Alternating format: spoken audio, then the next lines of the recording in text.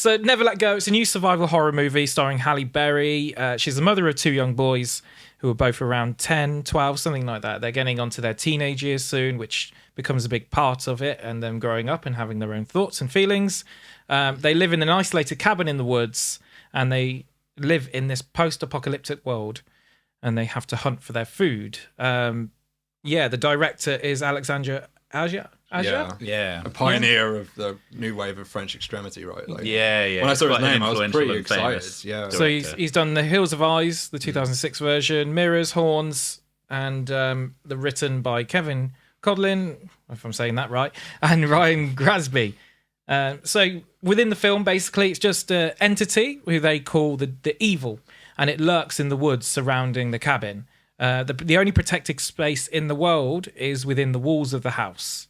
So the house itself it has some kind of power that keeps them safe. So only that house in the whole world? Yeah, only that house in the whole world. They're the only people They're left the alive? last remaining people alive. Okay. Right, it's a dystopian movie. Yeah, and okay. Halle Berry says that this is what happened in the world. This entity came, turned everyone against each other, and then they're the last surviving people on Earth, and they just so happen that they own this house and they live in this house.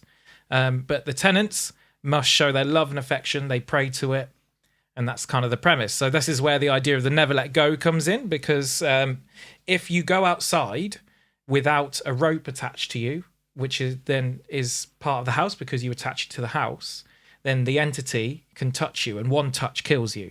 So one touch, you become possessed. So it's like a possession zombie / survival horror movie. A bit Evil Dead-y, I guess. Yeah. Right? Yeah.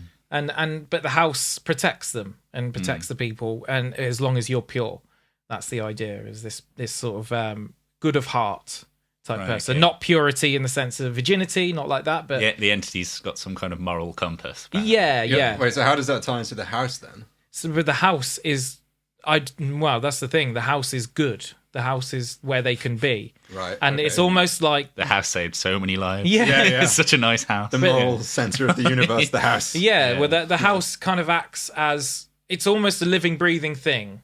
Like they touch the wood, so it's a wooden house, and they touch the wood and they pray to the wood. And there's this cellar which is just basically coffin shaped, and they have to go in there and they have to go into deep meditation to learn about the darkness and what would happen if they chose another path, basically.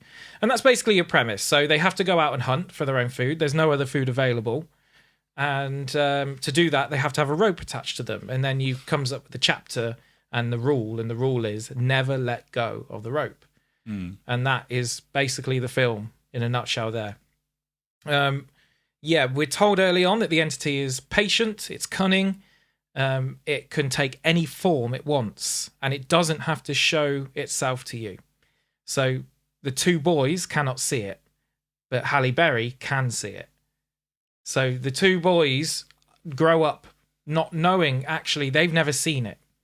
So this idea... Because they're children and they're innocent? Or... No, because it's patient. So we're told this evil is patient, and it will wait for a weak moment. It will wait for you to slip up, and it doesn't matter how long it waits for you. It likes playing a game with you. Predator. Yeah.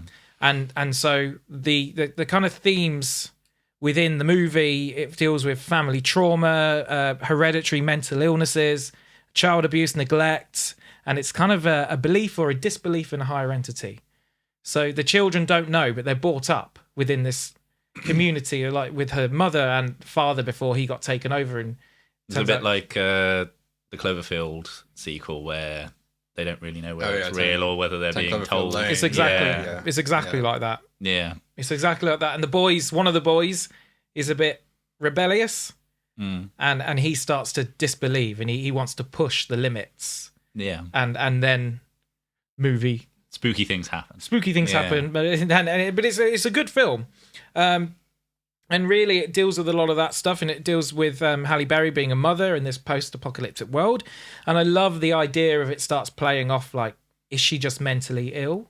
Because the film really pushes... So you as the audience aren't explicitly told that what's happening We're seeing it from her point of view. So we can see it, but we see it only when she's on screen with it. So we're seeing this story unfold through whoever's on the screen. And that's handled well. It's directed well. It's directed really well. It's a good film. It doesn't go to. It's nothing like. Well, what's the one we bloody did the other as Also Below.